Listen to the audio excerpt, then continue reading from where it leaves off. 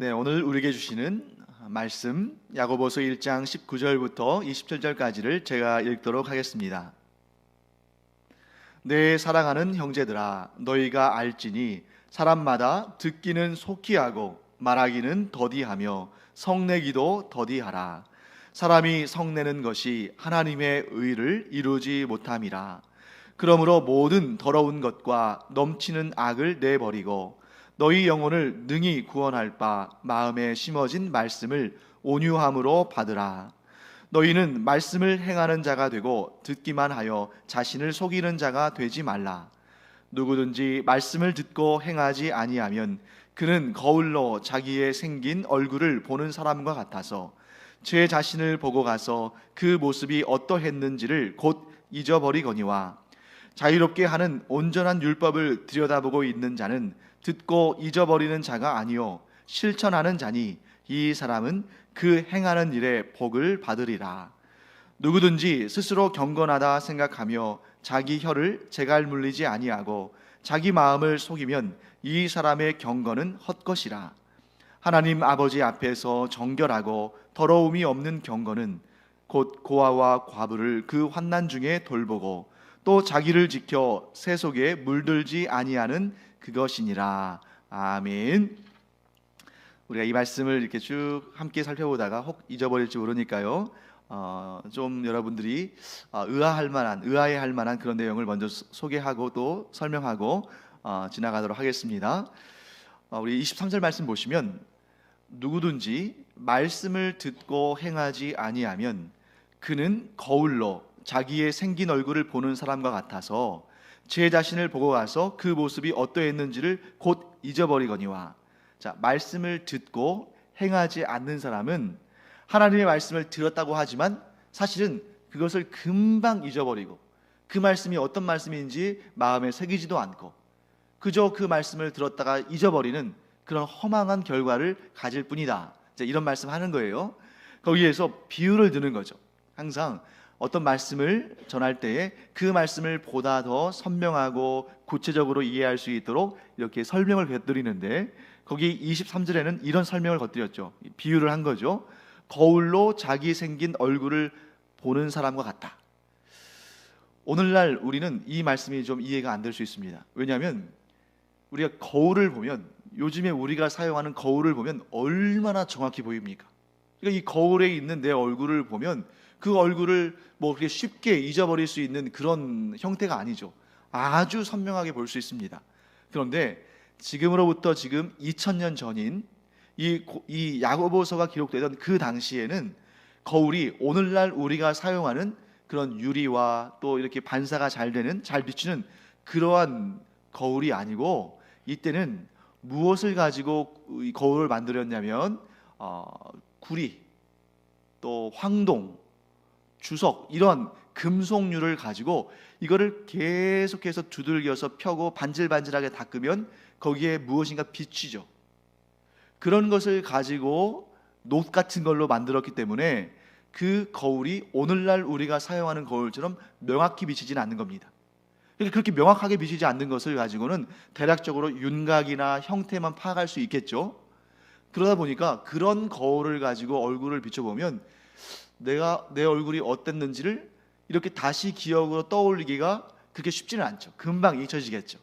그래서 하나님의 말씀을, 주 예수 그리스도의 말씀을 듣기는 들었는데 그 말씀을 지켜 행하지 않으면 그와 같이 흐릿하게 남아서 결국에는 곧 잊혀져 버리는 그런 안타까운 결과가 나타난다 하는 말씀을 이렇게 비유로 말씀하신 것입니다. 자, 이제 우리 본문의 말씀을 쭉 우리가 한번 앞에서부터 살펴보겠습니다. 자, 오늘 우리가 읽은 야고보서 1장 19절부터 27절까지의 말씀은 바로 그 앞에 있는 야고보서 1장 18절 말씀의 부연 설명, 구체적인 예, 또 이러한 실천적인 사항들을 소개하는 거라고 볼 수 있습니다. 그래서 이 18절 말씀이 우리에게 어떤 의미를 던져주고 있는지를 먼저 한번 봐야겠죠.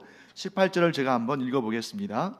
그가 그 피조물 중에 우리로 한 첫 열매가 되게 하시려고 자기의 뜻을 따라 진리의 말씀으로 우리를 낳으셨느니라.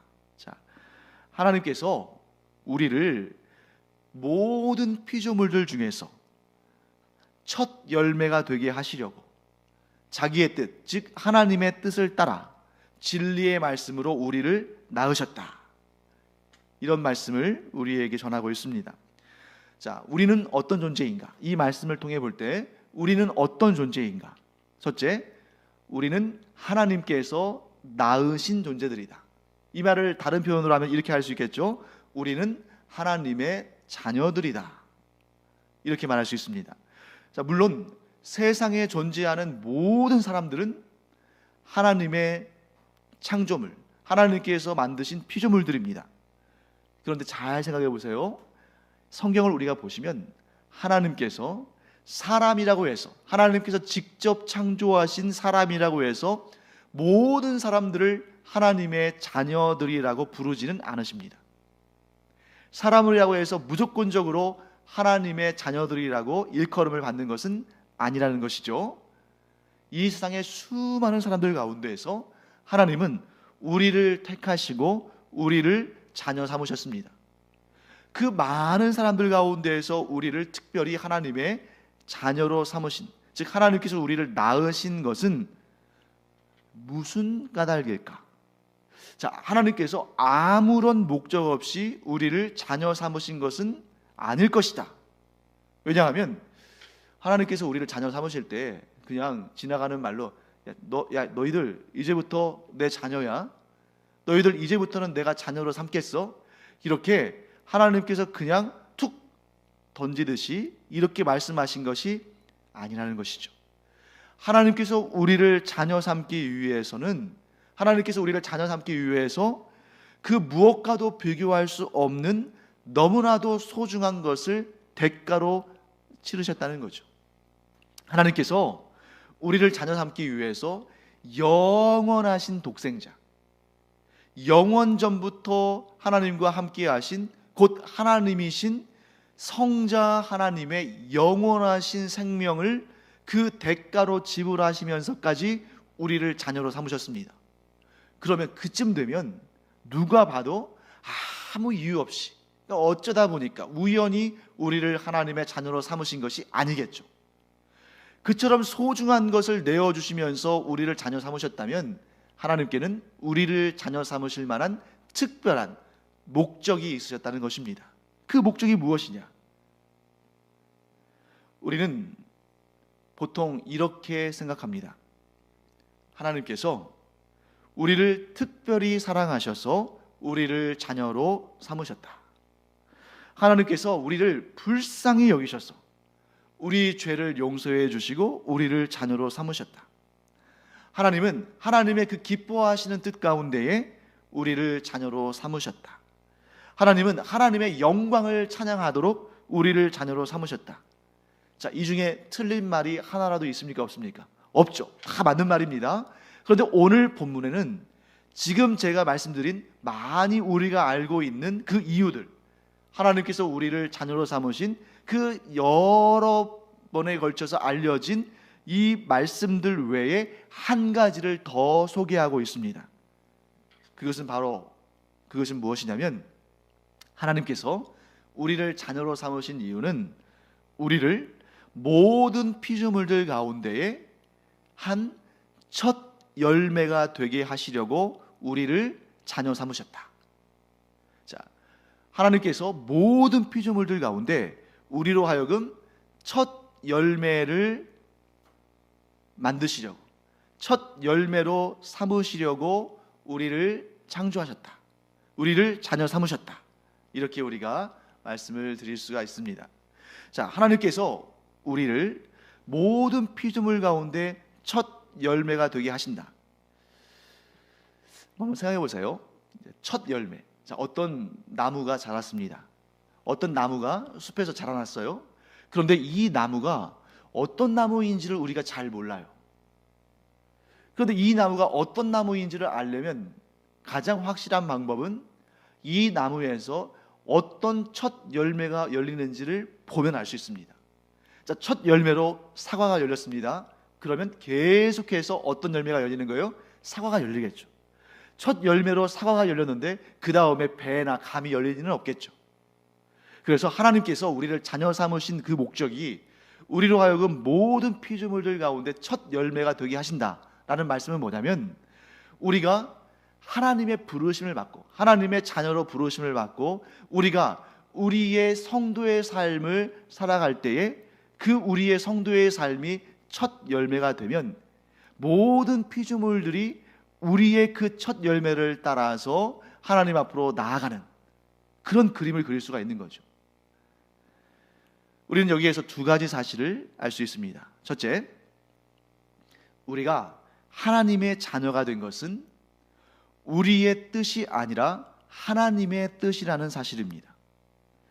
사실 우리가 우리 스스로가 하나님을 찾을 수 있는 그 어떠한 가능성과 능력도 없었어요. 왜냐하면 우리가 예수 그리스도를 믿고 죄 사함을 받기 전까지 우리는 죄인이었습니다. 그래서 사도 바울도 이렇게 얘기하죠. 우리가 아직 죄인 되었을 때 그리스도께서 우리를 위해서 죽으셨다. 그러니까 우리가 아직 죄인 되었을 때, 우리가 예수 그리스도의 죽으심으로 말미암아 죄사함의 은혜를 얻었는데, 자, 죄인은 하나님을 스스로 찾을 수 없는 존재입니다. 하나님은 온전히 거룩하신 분이셔요. 그래서 우리가 구약 성경을 읽다 보면 좀 의아한 그러한 반응들을 볼 때가 있습니다. 어떤 경우냐면요, 하나님을 만나거나 혹은 하나님까지도 아니고 하나님께서 보내신 천사를 만났을 때 선지자나 이스라엘 사람들이 뭐라고 말하냐면, 화로다, 내가 죽게 되었다, 이렇게 말을 하는 거예요. 왜 그러냐면 죄를 조금이라도 품고 있는 자가 완전히 거룩하신 하나님을 뵙게 되면 자기의 죄로 말미암아 하나님의 심판을 받아서 그 자리에서 죽는다고 생각한 것이죠. 그 정도로 죄는 하나님 앞에 용납될 수 없는 것이고, 죄에 둘러싸여 있는 인간은 하나님을 스스로 찾을 수가 없는 것입니다. 그렇기 때문에 우리가 하나님의 자녀가 된 것, 곧 우리가 하나님의 부르심을 받은 것이 우리를 의롭게 하고 우리를 구원받게 한 것이지, 우리가 나의 의지로, 나의 판단으로 하나님을 스스로 구하고 찾고 만난 것이 아니라는 것이죠. 그렇기 때문에 우리는 결코 우쭐해서는 안 됩니다. 마치 내게 특별한 신령한 힘이 있고 능력이 있고 권능이 있고 가치가 있어서 내가 특별한 사람이어서 내가 스스로 하나님을 찾아 또 하나님을 구하고 하나님을 만난 것처럼 생각해서는 안 되는 것이죠. 우리는 전적으로 하나님께서 우리를 찾으셨고 하나님께서 우리를 자녀 삼으셨기 때문에 하나님의 자녀가 된 것이다 하는 것을 우리 알 수 있습니다. 자, 두 번째, 그렇다면 하나님께서 먼저 우리를 찾으시고 하나님께서 우리를 하나님의 자녀로 삼으셨는데, 하나님께서 우리를 자녀로 삼으실 때에 세상의 사상이나 철학이나 세계관이나 가치관에 따라서 우리를 낳으신 것이 아니라, 오늘 이 야고보서의 본문의 말씀 보시면, 자, 우리 야고보서 1장 이 18절의 그 말씀을 보시면 뭐라고 되어 있냐면, 하나님께서 진리의 말씀으로 우리를 낳으셨다라고 설명하고 있습니다. 자, 여러분, 우리가 하나님의 진리의 말씀을 다 알 수는 없어요. 만일 우리가 진리를 다 안다 그러면 그것은 거짓말이고 교만한 일입니다. 그런데 우리가 하나님의 진리를 다 알 수는 없지만 하나님께서 진리의 말씀으로 우리를 낳으셨기 때문에 하나님의 자녀인 우리의 본질은 무엇에 뿌리를 받고 있는 것입니까? 진리의 말씀. 그러니까 우리 자신이, 내가 내 자신을 솔직히 들여다봐도 내가 진리를 다 알지 못해요. 그리고 내가 진리 가운데에서 온전히 모든 것을 진리로 행하는 그런 사람도 못 됩니다. 하지만 하나님께서 우리를 진리의 말씀으로 낳으셨기 때문에 우리의 본질은 어디에 뿌리를 받고 있는 것이다? 진리의 말씀에 뿌리를 받고 있는 것이다 하는 것을 우리는 알게 됩니다. 그렇기 때문에 만일 우리가 하나님의 뜻대로 부르심을 받고 진리의 말씀으로 낳으심을 받은 사람들인데, 만일 우리가 하나님의 뜻에는 전혀 관심이 없거나 진리의 말씀과는 전혀 관계없는 삶을 살고 있다면 우리는 정말 진지하게 내가 하나님의 자녀로 부르심을 받은 자인지를 고민할 필요가 있습니다.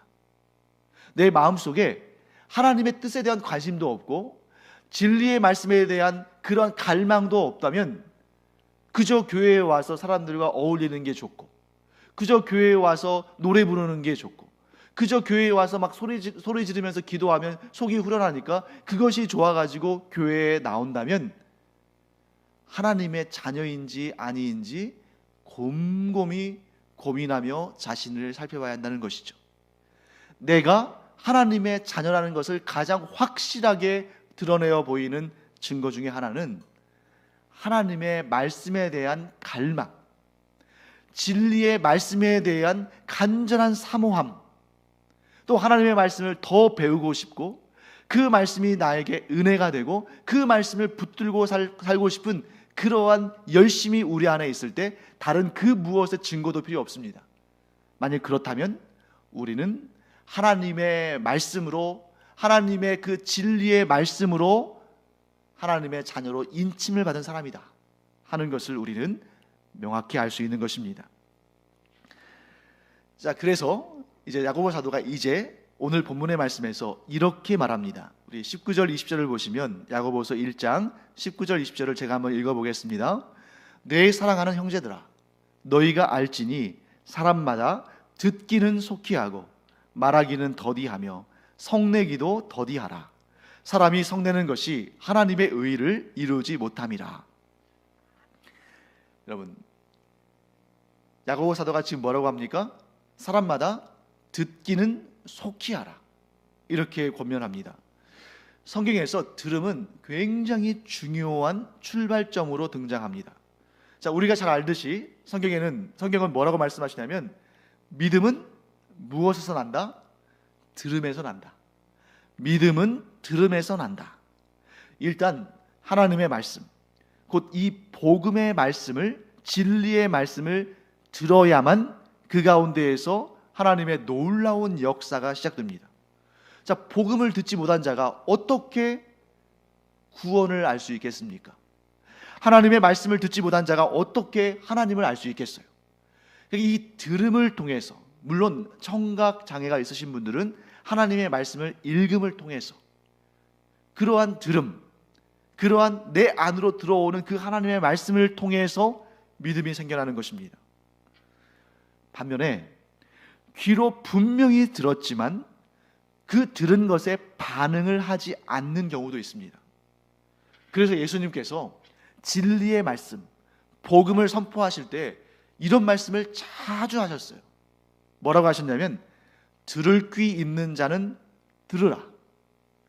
똑같은 복음의 말씀이 선포됐지만 어떤 이는 들을 귀가 있어서 그 말씀을 듣고 그 말씀에 반응해서 구원을 얻지만, 똑같은 자리에서 똑같은 복음의 메시지를 들었지만 들을 귀가 없기 때문에 그저 그 말씀이 한쪽 귀로 들어와서 한쪽 귀로 흘러갈 뿐 그 안에서 어떤 반응도 일어나지 않아서 결국에는 복음의, 즉 그 구원의 은총을 얻지 못하는 그러한 안타까운 상황에 도달하게 되는 것을 보게 됩니다. 그래서 우리말에도 참 이와 유사한, 예수님의 말씀과 정말 유사한, 정말 이 성경에서 나왔을까 싶을 정도로 우리 조상들이 자주 하던 말이 있습니다. 그게 무슨 말이냐면 여러분도 아마 다 들어보셨을 것이고 여러분들도 아마 많이 사용했을 겁니다. 뭐냐면 참 말 잘 듣는다, 우리 애는 말을 참 잘 들어요. 이 표현이 우리의 자녀가 청력이 좋다는 말은 아니잖아요.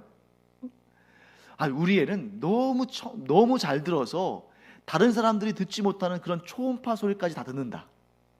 우리 애는 너무 청력이 좋아서 사람에게는 들리지 않는 저주파 음까지 듣는다, 이런 뜻은 아니죠.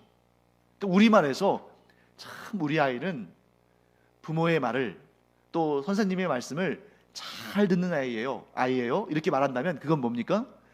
청력으로 미세한 소리를 잘 듣는다는 얘기가 아니라 들은 것을 마음에 담아두고 그것을 실천하는, 순종함으로 행동으로 드러내는 그러한 자녀다 하는 말이겠죠. 그래서 여기에서 야고보 사도가 듣기는 속히 하라, 이 말씀은 그냥 빨리빨리 알아차려라, 빨리빨리 들어라, 이런 말씀이 아니라 그 말씀, 생명의 말씀이 주어질 때에 그 말씀을 속히 마음에 담고 그 말씀에 속히 반응해라, 속히 순종하라, 이렇게 말씀하시는 것을 우리는 알 수 있습니다. 자, 이 사실은 예수님의 그 씨 뿌리는 자의 비유 있죠? 씨 뿌리는 자의 비유를 통해서도 우리가 알 수 있습니다. 자, 우리가 잘 아는 비유지만 다시 한번 리마인드를 한번 해볼까요? 농부가 씨를 뿌리러 나갔습니다. 그리고 곳곳에 씨를 뿌렸어요. 그런데 그 씨가 처음에는 어디로 갔냐면 길가에 딱딱한 땅에 떨어졌습니다. 사람들이 착 밟고 지나다녀 가지고 이 땅이 마치 시멘트 바닥처럼 딱딱해졌어요. 그곳에 씨가 떨어졌습니다. 그 다음에는 돌밭에 떨어졌어요. 밑에는 돌이 깔려 있고 그 위에 흙이 얇게 퍼져 있습니다. 거기에 떨어졌고, 세 번째는 보통 땅인데 가시덤불이 위를 둘러싸고 있는 그런 땅에 떨어졌습니다. 마지막으로는 옥토에 씨가 떨어졌습니다. 자, 어떤 밭에 있는 씨가 잘 자랄지는 우리가 뻔하게 알 수 있는 부분이죠. 길가에 떨어진 씨앗 아예 자라지를 않고 새가 와서 집어가 버렸습니다. 흙이 얇은 돌밭에 떨어진 씨앗은 흙이 얇으니까 금방 올라오죠. 그 깊은 흙을 뚫을 필요가 없으니까. 그런데 조금 지나니까 흙이 얇아서 햇빛에 말라 죽어버립니다. 그 다음에 가시덤불 속에 떨어진 씨앗은 잘 자라긴 하는데 어느덧 어느 정도 자랄 때가 되니까 가시덤불에 가로막혀서 더 이상 자라지를 못합니다. 하지만 옥토에 뿌려진 씨앗은 잘 자라서 30배, 60배, 100배의 결실을 맺었습니다. 어떤 분은 이 말씀을 들으면서 옥토에 뿌려진 씨앗만이 복음을 들은 자다라고 이렇게 해석하기도 하는데 그렇진 않죠. 이 네 가지의 경우가 모두 복음을 들은 겁니다. 왜냐하면 복음은 이 씨앗이 곧 복음을 의미하거든요. 그러니까 이 네 종류의 땅에 전부 복음이 전달된 겁니다. 복음이 들려진 거죠. 그러나 문제는 무엇입니까? 어떤 이는 아예 그 복음에 반응하지 않았고, 어떤 이는 복음에 반응을 하는데 조금 반응하다가 말아버리고, 어떤 이는 그보다는 조금 더 반응하는데 걱정과 염려와 근심에 쌓여서 그것이 온전한 믿음으로 성장하지 못하고, 그런데 옥토에 뿌려진 씨앗은 어떤 사람이 그 사람이 외적으로 풍성하고 부유하고 건강하고 이런 것이 아니라 그런 건 중요하지 않습니다. 중요한 것은 복음을 받아들여서 그것을 마음밭에 심고 그것을 실천함으로 말미암아 아름다운 결실을 맺었다 하는 것을 우리가 알 수 있습니다. 그렇기 때문에 우리가 듣기를 속히 한다라는 말씀은 단지 그냥 말씀이 좋아서 늘 듣고, 말씀이 좋아서 늘 그 말씀 듣는 것을 즐겨하고 이 정도로 그치는 것이 아니라, 이 듣기를 속히 한다는 것은 하나님의 말씀을, 진리의 말씀을, 복음의 말씀을 들었을 때에 그냥 그 말씀을 듣고 전혀 요지부동하면서 삶의 변화가 전혀 없는 그러한 사람이 아니라, 그 말씀을 어떻게 하면 내 삶에서 적용하며 실천할 수 있을까를 고민하면서, 처음부터 잘할 수는 없겠죠. 그러나 작은 부분에서부터라도 그 말씀대로 실천하려고 노력을 하는 그러한 삶의 태도를 설명하는 것입니다. 그래서 여러분, 우리가 그리스도인으로서 더욱 성장하고 성숙해야 되는데, 그 과정이 어느 날 갑자기 180도로 바뀌어서 내가 하나님의 말씀에 정말 충성을 다해서 실천하고 순종하는 그러한 삶으로 변하는 것이 아니라, 그 옥토에 뿌려진 씨앗이 조금씩 정말 눈에 띄지 않게 자라면서, 그런데 어느덧 보니까 큰 나무로 성장해 있는 그런 모습처럼 우리의 삶 가운데 이런 삶의 변화가 점진적이지만 꾸준히 쉼없이 중단 없이 이어지는, 즉 성숙한 그리스도인의 삶으로 점점 성장하고 변화되는 이런 것을 의미한다 하는 것을 우리가 알 수 있습니다. 그래서 성경에서 하나님의 말씀을 듣는다 라는 이런 말씀의 의미는 단지 말씀이 선포될 때 집중해서 잘 듣는다 이런 의미가 아니라, 말씀이 전달되는 그 순간 얼른 그 말씀을 나의 것으로 이렇게 마음에 새기고 그 말씀을 나의 삶의 모든 순간마다 적용하며 살려고 하는 인생 전반에 걸친 긴 작업을 의미하는 것입니다. 그래서 야고보 사도가 이렇게 말합니다. 오늘 본문에 야고보서 1장 25절에 이렇게 말씀하죠. 자유롭게 하는 온전한 율법을 들여다보고 있는 자는 듣고 잊어버리는 자가 아니요 실천하는 자니 이 사람은 그 행하는 일에 복을 받으리라. 자, 이 말씀은 우리에게 복된 인생이란 어떠한 인생인가 하는 것을 깨닫게 합니다. 복된 인생은 자유롭게 하는 온전한 율법을 들여다보는 것입니다. 그것으로부터 출발합니다. 자, 여러분 이것을 한번 이렇게 머릿속으로 이미지를 그려보세요. 큰 굴이 있는데 그 속에 온갖 귀한 보물과 또 온갖 귀한 그러한 보석과 이런 것들이 그 안에 가득 차 있습니다. 그런데 그 안을 들여다보고 있는 거예요. 그 속에 있는 보물과 보석과 귀중한 것들을 들여다보고 있는 거예요. 자, 이것을 들여다보는 사람은 어떻게 할까요? 그냥 귀한 보물이 있네, 귀한 보석이 있네 하고 그냥 잊어버리고 지나가 버리는 사람일까요? 그렇지가 않죠. 우리가 아주 기본적인 상식만 있는 사람이라 할지라도 그곳에 그 굴을 이렇게 들여다봤는데 정말 진귀한 보석과 보물이 있다면 그걸 어떻게 하겠어요? 자, 그 지점을 잘 기억해 놨다가 집에 가서 뭐 리어카를 가져오든 지게를 가져오든 수레를 가지고 오든 가져와서 거기에 있는 것을 싹 끌어내서, 아니 하나라도 남기면 아깝잖아요. 그 소중한 것을 싹 끌어내서 그 수레에 싣고 자기 집으로 가져가겠죠. 이와 같이 정말 소중한 것을 발견한 사람, 뭐냐면 자유롭게 하는 온전한 율법. 자, 자유롭게 하는 온전한 율법은 뭘까요? 자, 구약의 율법은 우리에게 참 자유를 주지 못했습니다. 구약의 율법은 오히려 사람을 어떻게 했어요? 얽매게 했죠. 그래서 이 계명들을 지키지 못하면 구원받지 못한다는 그러한 강박감과 억압을 느끼게 했죠. 그런데 이 자유롭게 하는 온전한 율법은 우리 주 예수 그리스도께서 우리에게 주신 온전한 것이라는 겁니다. 즉 우리에게 영원한 생명을 주는 것, 곧 복음이죠. 이 복음의 말씀을 발견한 자가 그런 심정이 되어야 한다는 거예요. 야, 내가 왜 지금까지 살아오면서 이 복음의 말씀을 몰랐을까? 이 복음의 말씀이야말로 나에게 영원한 생명을 주고 나에게 영원히 썩지 아니할 생명과 귀한 복을 주는 것인데 내가 지금까지 왜 이것을 몰랐을까? 하면서 그 세상에서 가장 가치 있고 가장 복된, 가장 진귀하고 가장 풍성한 그 보물을 하나도 빠짐없이 부스럭이라도 남기지 않으려고 다 끌어모아서 그것을 자기가 가지고 자기 집으로 가는 그런 모습을 우리가 그려볼 수 있는 거죠.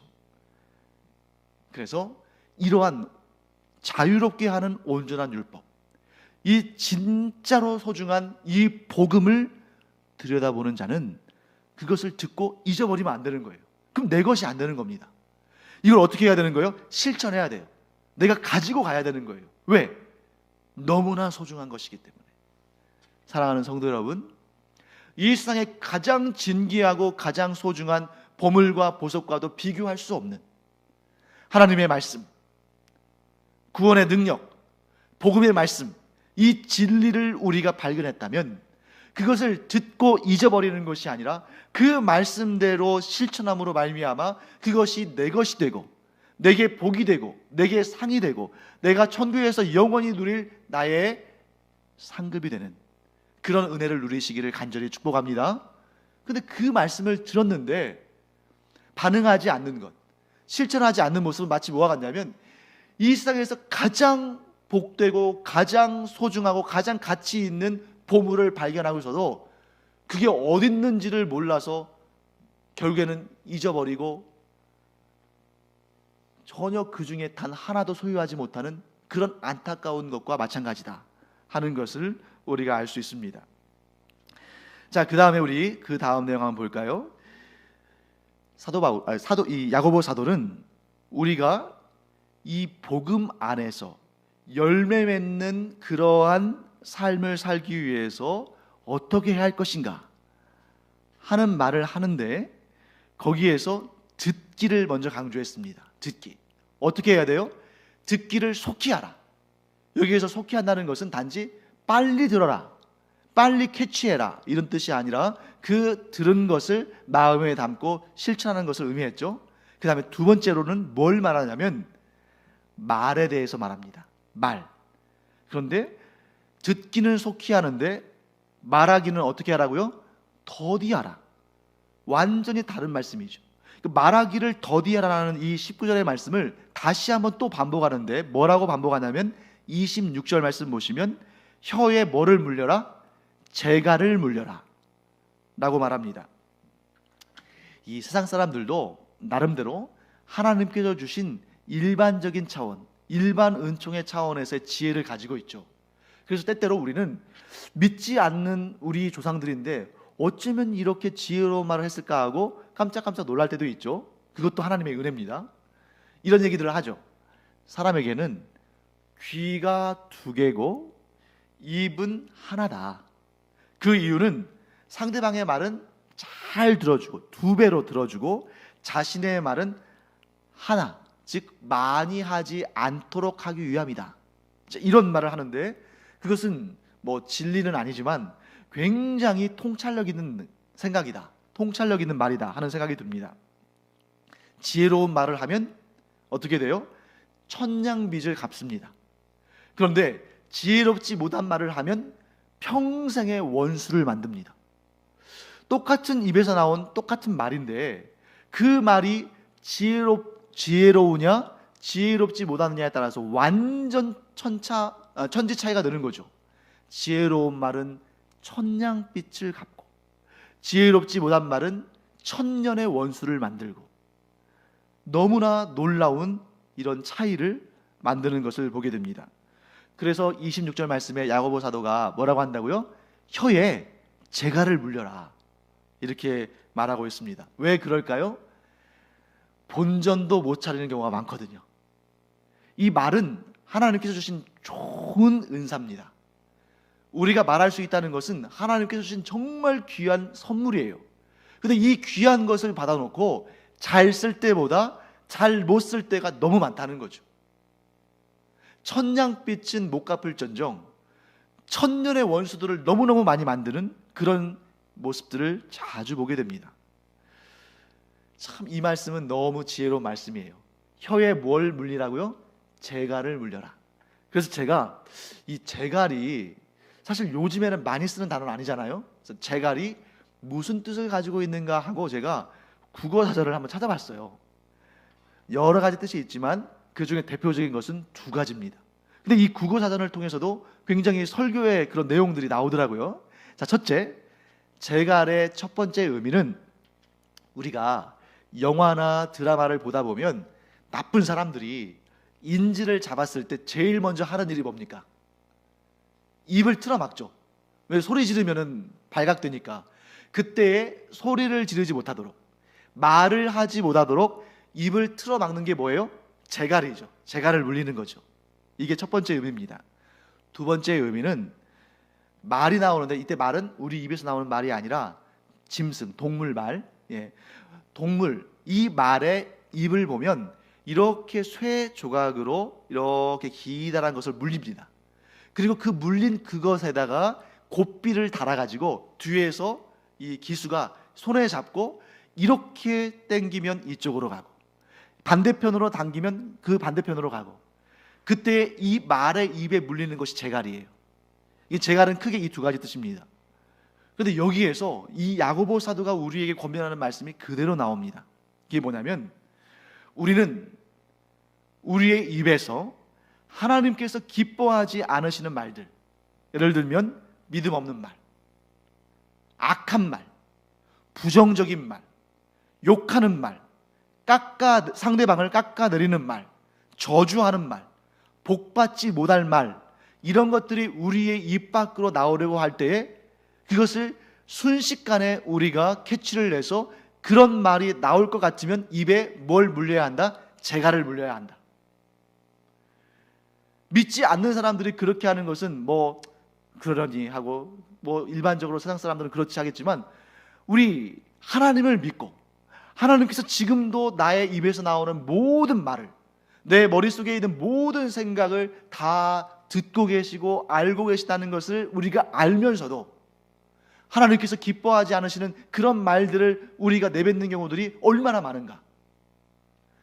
사랑하는 성도 여러분, 우리가 하나님께서 기뻐하지 않으시는 말들이 우리의 입 밖으로 나오려고 할 때에는 어떻게 해야 되냐면, 그것을 입에 재갈을 물려서 막아야 되는 거죠. 그 다음에 짐승 말에 물리는 재갈, 이 재갈의 의미는 뭐냐면, 이것은 차로 말하면 핸들, 배로 말하면 키와 같습니다. 그래서 우리의 말이 우리의 인생의 방향을 제시하고 방향을 틀어줄 수 있다는 거예요. 우리의 입에서 나오는 말이 우리의 인생의 방향을 정한다.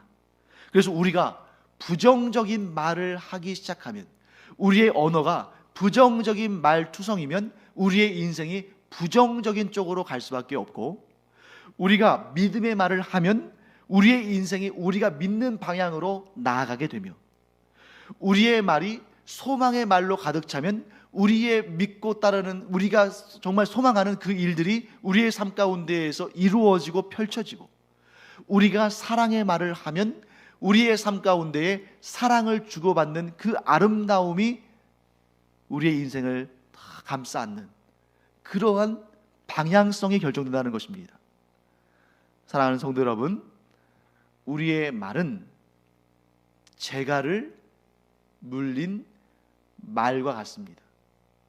그래서 우리가 어떤 방향으로, 어떤 의미로 말을 하냐에 따라서 그 방향으로 나아가고 그 의미가 실현이 됩니다. 왜 그럴까요? 만일 하나님이 계시지 않다면 지금 제가 드리는 모든 말은 의미 없는 말입니다. 뭐 내가 무슨 말을 하든 무슨 상관이야. 그런데 하나님이 계시기 때문에, 우리의 생각을 다 아시고 우리의 말을 듣고 계시는 하나님이 계시기, 우리가 이 말씀은 너무나 잘 알고 있잖아요. 민수기에 나오는 그 말씀 우리가 너무 잘 알고 있죠. 모세가 이 가나안 땅을 차지할 그런 상황 속에서 정탐꾼 12명을 보냈는데, 그 중에 10명은 우리는 감히 저 땅을 차지할 수 없다, 그 땅에 사는 사람들은 거인들이고 우리는 그 앞에 메뚜기처럼 작은 존재들인데 우리가 올라가면 다 죽는다, 그렇게 믿음 없는 말을 한 사람들은 단 한 명도 약속의 땅 가나안 땅에 들어가지 못하고 그들이 말한 대로 광야에서 다 죽었습니다. 하지만 단 2명, 여호수아와 갈렙은 우리가 그 땅을 차지할 수 있다, 하나님께서 그들을 우리 손에 붙이셨다, 그들은 우리의 밥이다 라고 믿음의 말을 했을 때 단 2명, 애굽 땅에서 성인으로 나온 사람들 가운데서는 단 2명, 여호수아와 갈렙만이 약속의 땅 가나안 땅에 들어갔습니다. 사랑하는 성도 여러분, 하나님께서 분명히 이 역사적인 사건을, 지금부터 무려 3,500년 전에 있었던 그 역사적인 사건을 묻어두지 않으시고 버려두지 않으시고 성경에 기록하셔서 오늘날 우리에게 읽게 하시고 듣게 하시고 알게 하신 까닭이 뭐겠어요? 오늘날 우리도 그 12명의 정탐꾼과 같은 미션을 받은 사람들이다 하는 것을 말씀하시는 것입니다. 우리가 하나님 보시기에 좋지 않은 불신앙의 말, 하나님 보시기에 좋지 않은 그런 부정적인 말들로 우리의 언어를 채우면 결국 그대로 될 겁니다. 우리의 그 부정적인 말이 재갈이 되어서 우리를 그쪽으로 이끌고 가겠죠. 하지만 우리가 하나님께서 기뻐하시는 믿음의 말, 소망의 말, 사랑의 말을 하면 우리는 그 말의 재갈을 따라서 믿음이 충만하고 소망이 넘치고 사랑이 풍성하게 가득 찬 그런 인생을 사는 복된 사람들이 될 줄 믿습니다.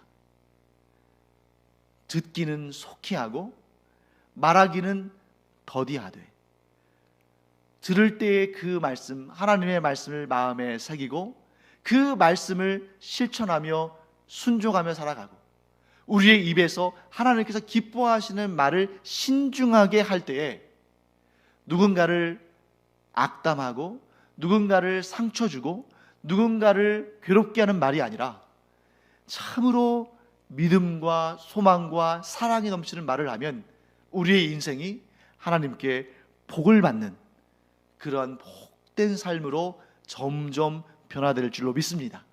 이것을 실천함으로 말미암아 우리의 삶에 항상 기쁨과 감사와 감격이 가득 차는 그런 은혜가 넘치기를 주님의 이름으로 축복합니다. 기도하겠습니다.